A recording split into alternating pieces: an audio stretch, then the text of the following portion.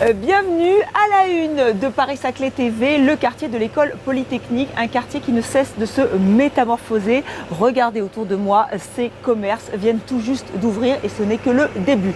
À la une aussi, ces pépinières qui fleurissent sur votre territoire avec un tout nouveau lieu dédié aux entreprises et aux startups. Objectif, les connecter à tous les écosystèmes du cluster Paris-Saclay. Autre pépinière avec des plantes cette fois-ci, des plantes locales qui vont croître et se multiplier. La démarche est scientifique mais aussi écologique. Respecter la faune et la flore, c'est aussi mettre en place des liaisons douces pour les piétons, pour les cyclistes. Votre territoire innove avec une piste luminescente, on vous y emmène dans un instant. Nous verrons aussi comment les entreprises et les PME locales bénéficient des opportunités liées au cluster Paris-Saclay. C'est tout l'enjeu du programme Achat PME Grand Groupe. Retour sur un partenariat gagnant-gagnant. Et enfin, notre agenda, c'est l'été, mais la rentrée se prépare. Chaque année, une centaine de projets innovants émergent du cluster Paris-Saclay, mais beaucoup se développent et s'implantent hors du territoire. Comment inverser cette tendance?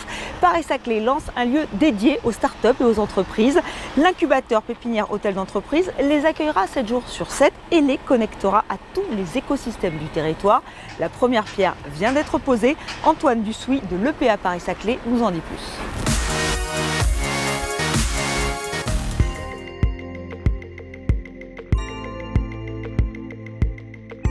Aujourd'hui, on inaugurait l'incubateur Pépinière Hôtel d'entreprise. Alors ici, c'est vraiment un lieu qui est dédié à l'innovation et l'entrepreneuriat. C'est un lieu qui est pour les startups, pour les entrepreneurs. Et c'est un lieu qui va les connecter à tout l'écosystème de Paris-Saclay, les grands pôles académiques, l'Institut Polytechnique de Paris, l'Université Paris-Saclay, les grands comptes comme EDF, comme Servier, comme Thales, qui ont leur R&D à Paris-Saclay. Il y a plus de 100 startups qui sortent chaque année des laboratoires, des rangs des étudiants de Paris-Saclay. Et ce sont souvent des startups qui sont liées à la technologie et à la recherche du plateau. Et donc ces projets d'entreprise, ces innovations ont besoin d'être connectés à ce cluster, à ce grand pôle d'innovation pour continuer à grandir, pour créer des emplois, pour créer de la richesse.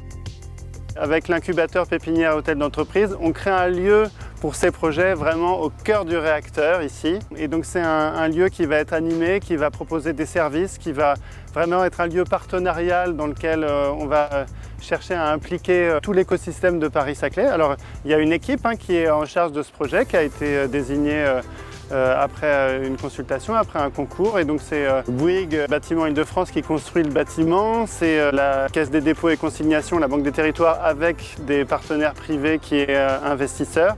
Et puis côté exploitation, il y a donc Stop & Work qui est une filiale de Regus et Creative Valley.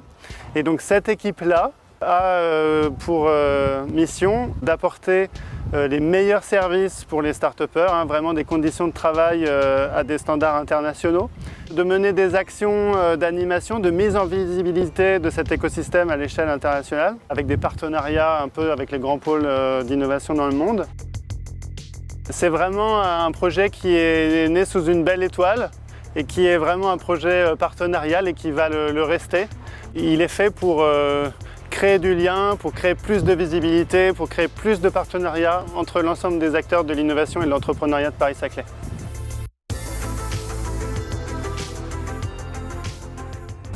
D'habitude, quand il est question de pépinière dans cette émission, on vous parle plutôt de start-up ou d'incubateur, mais là, il s'agit d'une pépinière de plantes locales. Elle est implantée dans la ZAC Versailles Satori Ouest et c'est un projet innovant qui permet de récolter et de semer des espèces pour préserver des écosystèmes locaux.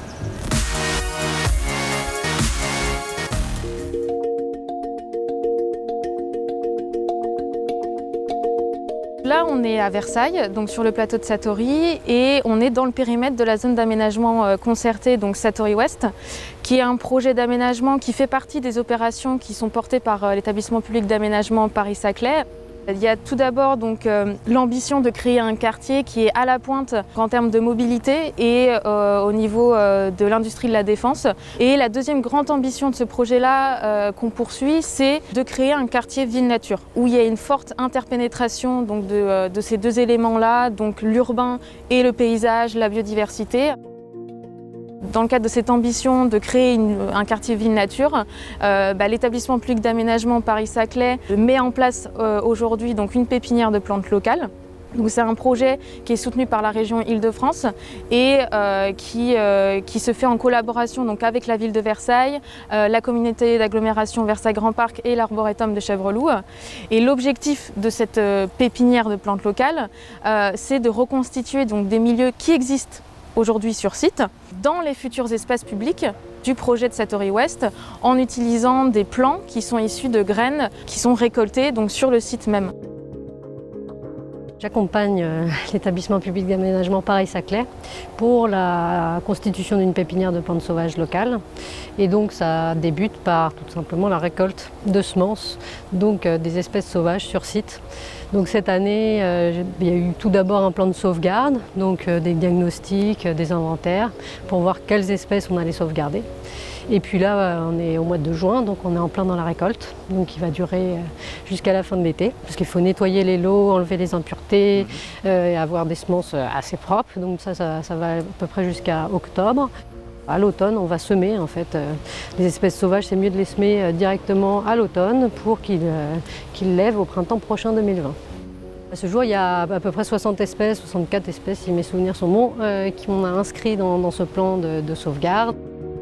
Évidemment que ça a un intérêt puisque ce sont des espèces qui sont adaptées, donc c'est des espèces sauvages locales, donc c'est-à-dire qu'elles sont vraiment adaptées au sol, au climat, et donc elles sont aussi en relation avec toute la faune. Hein. La flore, c'est le support de vie de plein d'autres espèces. Donc travailler avec des espèces sauvages, eh bien effectivement, ça permet de maintenir la diversité, la biodiversité. Oui. L'environnement, c'est l'une des grandes priorités de votre territoire. L'EPA Paris-Saclay choisit les liaisons douces. Ces voies sont réservées aux cyclistes, aux piétons et elles permettent de respecter la faune et la flore. Il n'y a pas de lumière artificielle. Non, cette piste est luminescente. Écoutez les explications de Michael Toriel, c'est le directeur des projets techniques de l'EPA Paris-Saclay.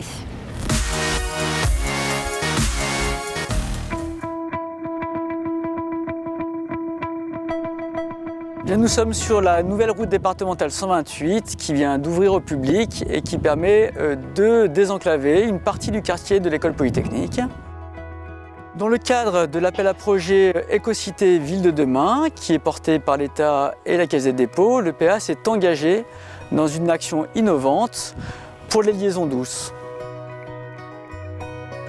Il s'agit de mettre en œuvre une piste fluorescente, luminescente, qui permet d'offrir aux usagers un nouveau mode de transport sans éclairage artificiel, comme nous avons l'habitude de le voir le long de ce genre de piste. L'objectif est de se passer complètement de lumière artificielle dans une zone très naturelle du quartier de l'école polytechnique, avec de forts enjeux environnementaux, pour permettre à la fois de répondre aux attentes des usagers piétons et cycles, mais également de permettre le développement de la biodiversité souhaitée sur l'écoterritoire Paris-Saclay. L'innovation est double, et ce à deux titres. Premièrement, nous avons mis en œuvre cette innovation avec l'aide de deux entreprises, Eiffage Route et Colas, qui ont accepté de tester sur le territoire Paris-Saclay leurs produits qui n'étaient pas encore commercialisés. La deuxième innovation revient tout simplement au procédé de fabrication de cette piste. Dans un premier temps, nous réalisons un enrobé tout à fait traditionnel. Puis dans un deuxième temps, nous venons semer des cailloux fluorescents comme peut le faire un agriculteur dans son champ. Puis dans une troisième étape, nous venons compacter ces cailloux pour venir enchasser les granulats dans l'enrobé. Au résultat, nous obtenons une voie partagée pour les cycles et les piétons en répondant aux usages attendus, tout en permettant bien évidemment de permettre à la faune, à la flore de continuer à se développer de manière sereine.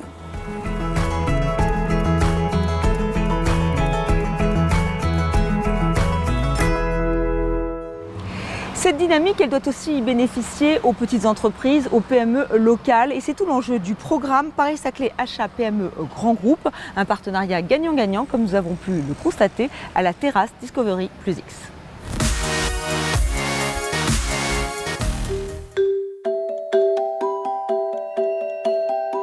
La Banque Populaire Val-de-France est partenaire de l'EPA Paris-Saclay Pacte PME, parce que d'abord c'est la première banque des entrepreneurs, c'est aussi la première banque à avoir son siège sur Paris-Saclay. La Banque Populaire Val-de-France, au travers du groupe BPCE, est partenaire premium des Jeux 2024. Donc cela représente bien sûr de nombreuses opportunités et la Banque Populaire souhaite accompagner tous ses partenaires fournisseurs clients et contribuer bien évidemment à l'essor économique du territoire Paris-Saclay. La Banque Populaire Val-de-France est une banque régionale, donc l'économie locale, ça fait partie de notre ADN. Donc nous avons déjà 55% de nos fournisseurs qui sont des fournisseurs locaux. Nous, ce qu'on désire, c'est développer du partenariat avec les PME, qu'elles nous apportent de l'innovation. Nous avons un véritable défi à relever dans les années à venir. Nous devons faire évoluer nos usages, nos besoins. Seuls, nous n'y parviendrons pas. Nous avons besoin d'être accompagnés. Nous avons besoin d'avoir une vision extérieure, d'experts, qui puissent nous interpeller et nous faire réfléchir sur notre organisation et nos façons de travailler. Bonjour, Philippe Vasselin, bouture.com. On réalise donc des jardins de biodiversité et de bien-être avec de la bienveillance en faisant travailler des personnes qui sont en insertion. Donc on a comme clients par exemple le groupe Thales, le groupe Suez, le groupe Engie. Dans le cadre rencontre Grand Compte PME, on a rencontré donc le groupe Suez et on a pu présenter nos projets de biodiversité, de bien-être et de bienveillance donc au groupe Suez et on a pu réaliser l'aménagement de l'agence de Bure-sur-Yvette. Cette manifestation, c'est un véritable levier pour nous pour accentuer et continuer à aller dans ce sens-là, aller encore plus avant et avoir encore plus de fournisseurs qui sont des fournisseurs locaux et développer un véritable partenariat avec eux.